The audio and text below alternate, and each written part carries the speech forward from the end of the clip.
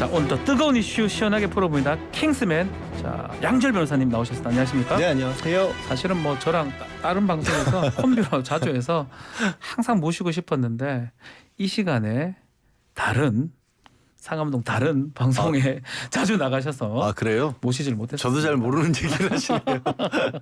잘 지내셨죠? 네, 잘 지냈죠. 예, 알겠습니다. 뭐 자주 아니, 보지만 또 이 늘 스튜디오에서 뵐 때마다 예. 저렇게 나비 넥타이를 용감하게 매실 수 있는 진행자가 대한민국에 또 누가 있을까 하는 생각이 예, 듭니다. 제작진의 네. 아주 강력한 요청에 의해서 제가 하고 너무 잘 있는데 어울리세요. 근데. 감사합니다. 자, 본격적으로 이야기 이어가겠습니다. 이준석 전 대표 얘기 먼저 해보겠습니다. 성상납 관련해서 불송치 결정이 내려졌는데 결국 공소시효 문제가 컸던 겁니까? 이제 형식적으로는 공소시효가 문제가 네. 제일 컸고요. 마지막으로 있었던 게 2013년으로 알려져 있기 때문에 성상납 이제 성매매가 되죠. 법률적으로는 예. 그게 5년 공소시효거든요. 지금 벌써 2022년이기 때문에 처음 문제 제기가 됐을 때부터 설령 이제 실체 관계를 밝혀낼 수 있다고 할지라도 공소시효 때문에 뭐 법적으로 처리하기는 어려울 것이다라고 했는데 네. 실제 이게 알 수 있는 게 아니잖아요. 예, 10년 전 일을 이제 너무나 잘 아시겠지만 성매매 같은 경우에는 현실적으로도 뭐 현장 체포 이런 게 아니라 그렇죠. 입증이 불가능한 상황이기도 하고 그것보다도 그럼 왜 그 이준석 대표에게 이런 뭐 성상납을 했다고 주장하는 쪽에서 왜 이런 일을 벌였는지가 사실은 더 궁금했었는데 그것도 알선수재로 당시 이제 박근혜 전 대통령을 만나게 해주겠다, 뭐 자기가 운영하는 업체를 찾아보도록 해주겠다 이런 것과 관련돼 있기 때문에 혹시 성상납은 제대로 수사를 하거나 사법처리를 못하더라도 그와 연계된 알선수재로 가능하지 않을까라는 예상도 좀 나왔습니다만 그것도 불송치가 그것도 됐어요. 불송치되고. 네. 자, 그렇다고 하더라도 이준석 대표 좀 자유로워졌다고 보기 어려운 게 아직 무고하고 증거인멸이 남아 있다면서요. 근데 저는 이게 무고랑 증거인멸 쪽도 현실적으로 좀 어렵지 않겠나 싶어요. 왜냐하면 증거인멸을 하려고 했다라는 게 증거가 범죄의 증거여야 되잖아요. 근데 범죄가 지금 얘기한 결국 성상납하고 지금 알선수재 쪽인데 그러네요. 그거 두 개를 밝혀내지 못했는데 어떻게 이게 증거인멸 교사를 했다라는 게 그러니까 증거인멸 교사라는 게 당시에 이제 이준석 대표의 비서실장이었던 그렇죠. 김철근 실장에게 그런 일이 없었다라는 각서를 받도록 한 게 증거인멸을 교사한 거다라는 건데 네. 글쎄 처음에 말씀드린 것처럼 그런 일이 있었는데 그런 일이 없었다라고 해야 되는데 네. 그런 일이 있었다라는 걸 밝히기가 어려워졌기 때문에 이것도 현실적으로는 더 추가적으로 뭐 수사를 해서 뭔가 가능할까? 조금 의아하긴 합니다. 무고죄는요?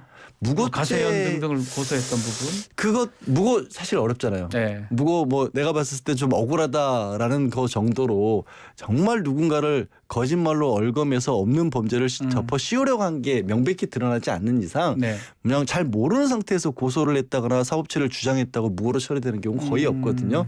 그래서 저는 솔직히 나머지 범죄들도 거의 끝난 것 거의 같다. 끝난 것 같다 보입니다. 법적으로는. 법적으로는 네. 그러면 추가 징계가 지금 남아 있어요. 28일. 근데 이준석 대표의 추가 징계는 이제 국민의힘 쪽에서 반응도 그렇죠. 예. 이 그 수사 결과가 나오자마자 우리 수사 결과하고 무관하게 추진하던 거 아니냐. 이준석 네. 대표가 처음에 이제 본인에 대한 징계가 있고 가처분, 법원의 가처분 인용 결정이 있고 난 뒤에 국민의힘에 대해서 굉장히 강하게 비판을 좀 했었죠. 그렇죠. 좀 뭐 많이 양두구육 얘기도 해서 개고기 얘기도 많이 그러니까 했었죠. 그런 네. 것들이 당 대표로서 당과 관련된 특히 현직 대통령과 관련된 문제를 이런 용어를 써서 이 비판을 한 거는 해당 행위일 수 있다. 그래서 강하게 징계를 하겠다고 지난 이제 19일에 이 18일에 네. 윤리위원회를 열었지 않습니까? 예. 그거는 별개로 갈 것 같아요. 별개로 그리고 뭐 갈 것이다. 정치 뭐 평론하신 분들 더 말씀하시겠지만 사법 처리 문제가 중요한 게 아니잖아요. 지금 이준석 대표에 대해서는. 예. 네. 못 나오게 하는 게 중요하다면 그렇죠. 징계가 진행될 가능성이 있을 것이다. 알겠습니다. 자, 오늘 특별히 우리 양지열 변호사 나오신 만큼 좀 법률적 얘기를 좀 많이 해야 되는데 두 번째 소식은 이야기 먼저 듣고 다시 연결해 보겠습니다. 변호사비 대납 사건이라는 게 있죠. 지금 이와 관련해서 쌍방울 그룹 실소유주인 김성태 회장에 대한 체포영장이 발부되었고 지금 이분은 태국으로 도피 중이죠. 쌍방울 임직원들이 음식을 전달하고 이런 부분에 일정 부분 그런 부분들이 나와 있어서 국내의 큰 실정법 위반이기 때문이고 사법질서를 우롱하는 처사이기 때문에 검찰에서 강력하게 조치를 할 것이라는 정도의 보고를 받았습니다. 자, 지난 19일 국회 대정부 질문에서 최영두 의원하고 한동훈 장관 지금 문답인데요. 어제 전해진 소식에 따르면 검찰이 그 김성태 쌍방울 회장의 채측근 인사 이 씨의 신병을 확보해서 조사 중인 걸로 알려졌어요. 네. 해외에 있다가 자진 귀국했다 이거죠. 네, 그렇습니다. 3개월 정도 해외 체류를 했다가 이제 계열사 대표를 맡았던 인물이고요. 네. 이제 쌍방울이 현재 받고 있는 지금 전환사채 발행을이라든가 그걸 통해서 제3회사 다른 회사를 인수하는 과정에서 뭔가 좀 문제가 있었지 않았냐 이 내용을 좀 잘 알고 있는 인물로 알려져 있거든요. 그렇죠. 예. 그러면 이 사람이 지금 받고 있는 의혹에 대한 핵심 인물이 될 수가 있고 더 나아가서 이제 김성태 회장 본인도 아까 음식 얘기가 잠깐 예. 나왔는데 예. 이런 게 어떤 내사 과정에서 밝혀진 건지 모르겠는데 예. 김성태 전 회장도 지금 해외 체류 중이거든요. 해 있습니다. 예. 근데 무슨 특별히 뭐 도피처를 만들어줬다 이런 의혹도 아니고 음식물을 제공했다는 식으로 저도 나와서 이게 도대체 어디서 나온 얘기일까? 하여튼 그게 이제 범인 도피를 도왔다, 범인 도피나 은닉을 도왔다라는 혐의가 되기 때문에 이제 한동훈 장관 같은 경우는 실정법 위반이라 그런 얘기를 했으니까 더 추가 수사가 되지 않을까 싶습니다. 그런 정도 정보까지 파악을 했다라면. 그러면 이 씨라든지 김성태 회장이라든지 이 사건의 키맨이 될 수 있는 겁니까? 그거는 모르겠어요. 지금 검찰에서 그렇게 보고 수사를 하고 있기 때문에 조금 전에 말씀드린 사건이 어떤 거냐면 예. 이제 쌍방울이 다른 회사를 하는 이제 관련 회사를 인수를 합니다. 예. 근데 인수를 하는데 그게 이제 돈을 전환사채를 발행을 해주고 한 100억 가량을 들여서 인수를 한 걸로 그렇게 알려졌는데 네. 나중에 조사를 해서 알고 보니까 그 전환사채라는 게 결국에는 돈을 빌려주면 이걸 주식을 나중에 주식으로 바꿀 수 있는 증서를 그렇죠. 준다는 거잖아요. 전환되는 거니까요. 그 100억 원어치 증서를 준다는 건데 그 100억 원어치 증서를 받은 게 그 제3자 회사인 거예요. 건너서 거기로 들어간 거예요. 그러면 100억 원을 돈을 주고 받은 게 아니라 어허. 사실은 그냥 자기들끼리 약속으로 사실 받은 돈도 없이 그냥 100억을 주고 회사를 인수를 한 횡령 것처럼 배임이 될수 됐잖아요. 있는 거네요. 그렇기 때문에 네. 회사에 횡령 배임이 된다는 건데 그 과정을 지금 말씀하신 그 전 대표이사였던 사람이 알고 있는 게 아니냐. 그러면 그거 대표이사가 알고 있으면 결국 김성태 회장하고 어떻게 연결이 될지도 알고 있는 게 아니냐라는 의혹을 받고 있는 겁니다. 그런데 이 사건하고 이재명 대표 변호사비 대납의혹은 어떻게 연결이 되는 겁니까?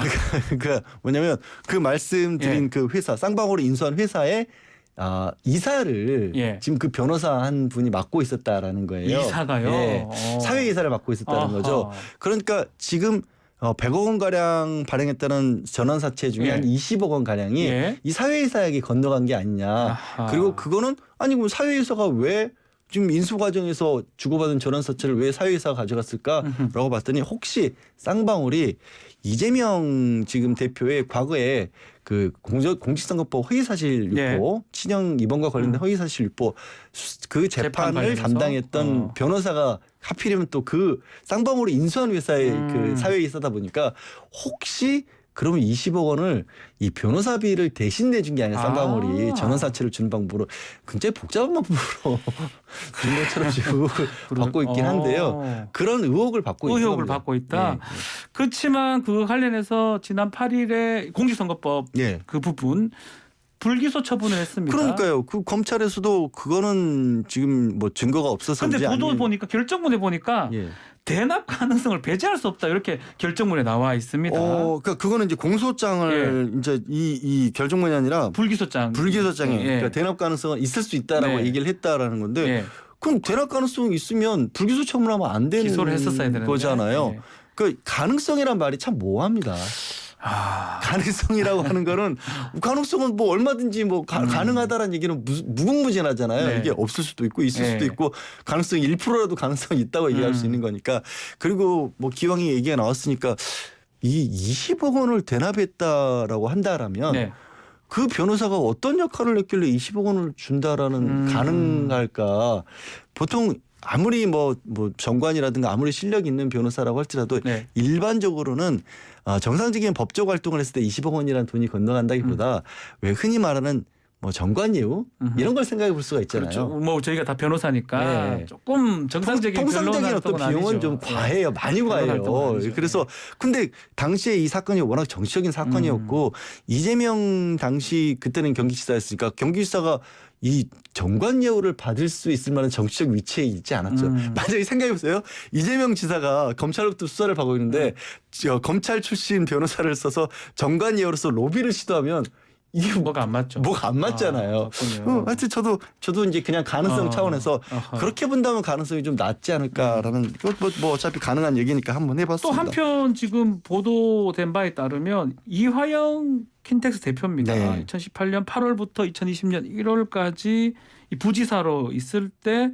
쌍방울 측의 법인카드를 받아서 1억 원 정도 썼다. 이 얘기가 있어요. 그게 이제 이달 초에 나왔고 예. 그 수사를 시작한다는 얘기가 나왔던 겁니다. 이제 쌍방울 측의 법인카드를 이용해서 한 달 평균으로 하면 300만 원 정도를 사용한 게 되겠네요. 편의 제공을 한 거죠. 그렇죠. 일종의 뭐 스폰서 관계 이런 것들이 아니었나라는 의혹을 받고 있는 거고. 근데 이화영 전 평화도지사도 부지사도요. 이제 경기도에서 실무를 담당하는 부지사가 아니라 당시 이제 대북 관계라든가 이런 것들을 맡았던 분이에요. 아하. 경기도가 좀 다른 어떤 지방자치단체와 좀 차별성을 두고 당시에 평화부지사 제도를 두고 운영을 했기 때문에 이분을 지원을 했던 건 이분도 이제 이재명 지금 대표에 가까운 인물로 알려졌기 그렇죠. 측근으로 때문에 알려져 있으니까요. 예, 이재명 현재의 대표와 연결고리를 여기서 찾는 게 아니냐라는 얘기가 나왔었던 거죠. 자, 그렇다면 이제 가장 뭐 우리가 주목해야 될 부분은 이재명 대표의 기소 가능성, 네. 혐의 가능성하고 연결할 수 있는 부분이 있을까요? 지금 단계에서? 그렇게 지원한 부분들이 그 쌍방울과 이런 이제 다른 사건이지만 하지만 지금 뭐 성남 FC 사건과 마찬가지로 네. 이화영 전 평화부지사에 대해서 지원한 것도 혹시 이재명 당시 경기지사에게 뭔가 특혜를 받거나 뇌물죄, 대가를 받거나 제3자 뇌물죄가 될 수 있는 그런 가능성만을 지금 볼 수가 있는데 지금은 나온 게 없어요. 아하. 그러니까 이재명 당시의 지사가 마치 이화영 부지사가 했던 것처럼 뭐 법인카드를 사용했다거나 아니면 쌍방울로부터 특별하게 지원을 받았다거나 이런 게 나온 건 없기 때문에 네. 그러면 이화영 부지사에게 준 게 이재명 지사에게도 연결될 수 있느냐. 이 연결고리가 이제 문제가 되겠죠. 자, 이재명 대표 지금 말씀하신 다른 사건, 성남 FC 광고비 관련된 네. 사건, 지금 어제 보니까 두산그룹을 검찰이 압수했더라고요. 네, 본사도 압수했습니다. 압수했더라고요. 예. 탄력을 받는 겁니까? 글쎄 이제 연장선상에서의 아. 압수수색으로 일단은 봐야 되겠는데 예. 아시겠지만 이 성남 FC라고 하는 성남시 별개의 법인으로 돼 있기는 합니다만 성남시장일 경우에는 당연직으로 구단주를 맡아야 한다라고 해요. 그 성남 FC에 2013년 가량에서 52억 원 가량의 광고비를 줬다. 근데 성남 FC가 광고비 받은 게 당시 이재명 당시 시장이 제3자 뇌물죄가 된다라는 그런 지금 수사. 취지로 뭐 경찰에서 그렇게 해서 넘겼습니다. 예. 그래서 그거를 이제 확인하는 측면에서 본사까지 결국 받다 압수수색을 한 것이겠죠. 자, 어제 민주당 이모경 의원 같은 경우는 국민의힘 단체장들은 괜찮고 이재명 대표는 왜 안 되냐 정치 탄압이라 하면서 경남 FC 아마 홍준표 뭐 네. 그 FC 그 인천 유나이티드 FC도 네. 마찬가지고요. 여기도 후원 계약을 맺었어요. 그 사례를 네. 임 의원이 언급을 했습니다. 그러니까 이게 뇌물이라고 하면 예. 우리가 보통 뭐 일반적으로 그런 거 하잖아요. 누군가 좀 부정하게 사용을 해서 사적으로 유용을 했다든가 어디 기업으로 받은 돈을. 네. 근데 이거는 성남 FC에 정상적으로 그러니까 처음에 검찰에서 들여다봤을 때도 혹시라도 이렇게 건너간 50억 원 넘는 돈이 뭐 내부에서 그냥 자기들끼리 그냥 그러면 쓴다거나 그 뇌물죄가 되는 거 맞죠? 네, 그런 거 아니 이재명 당시 시장이 흘러갔거나 그런 걸 조사했는데 나온 게 없거든요. 그건 안 나오니까 정치적 뭐 이익이 있었을 것이다. 근데 이렇게 그런 주장을 정치적 했잖아요. 이익을 가지고 만약에 뇌물로 보기 시작하면 조금 전에 말씀하신 것처럼 다른 경남 FC 이런 것들도 인천 유나이티드 뭐 여기 경남 FC가 활동 잘해서 뭐 경남에 어떻게 보면 이름을 드높이면 이게 뇌물이 된단 말인가라는 그렇게. 생각을 안 할 수가 없는 거잖아요. 예. 그러니까 물론 이제 수사 과정에서 나온 것들이 다 알려지지 않았지만 저도 언론을 통해 알려진 사실만 놓고 보면 도대체 이게 왜 뇌물이 되는지 잘 모르겠어요, 사실. 그러니까 뭘 이익을 봤을까? 물론 아하. 제3자 뇌물죄는 이재명이라고 하는 공무원이 직접적으로 이익을 받은 걸 요건을 하고 있지는 않지만 그래도 상식적으로 뭔가 좀 나한테도 득이 돼야지 되는 거 아닐까요? 네. 뭐가 득이 된다는 걸까요? 자, 그러면 이 성남 FC 후원금 관련된 사건 남은 쟁점은 뭘까요? 검찰 조사도 이제 앞으로 기소까지 될지. 저는 지금 말씀드린 그거예요. 네. 도대체 왜 이게 그리고 이런 생각을 해볼 수가 있죠. 어허. 공직자가 지금 다른 기업들도 마찬가지로 네. 지방자치단체장이 뭐 기업 후원이라든가 이런 거 여러 가지 끌어오는데 그거를 이런 식으로 들여다보기 시작하면 기업들이 혹시 지방자치단체 못하겠죠. 후원하는 게 좀 부담스러워할 수도 있지 않을까라는 걱정도 좀 들어요. 근데 제가 다시 한번 말씀드리지만 이건 언론을 통해 알려진 사실만 보고 이 얘기를 할 수밖에 없으니까. 수사 다른 내용들은 저희가 알 수가 없으니까요. 알겠습니다. 오늘은 좀 우리 킹스맨에서 특별히 법률적인 부분 많이 좀 짚어봤습니다. 오늘 여기까지 하고요. 네. 다음에도 좀 출연 좀 해주십시오. 네, 뭐 약속하신 겁니다. 네. 뭔가 알겠습니다. 문처리가 되게 압박으로 느껴지는데요, 변호사님. 자, 킹스맨의 양지열 변호사와 함께했습니다. 감사합니다. 네, 고맙습니다.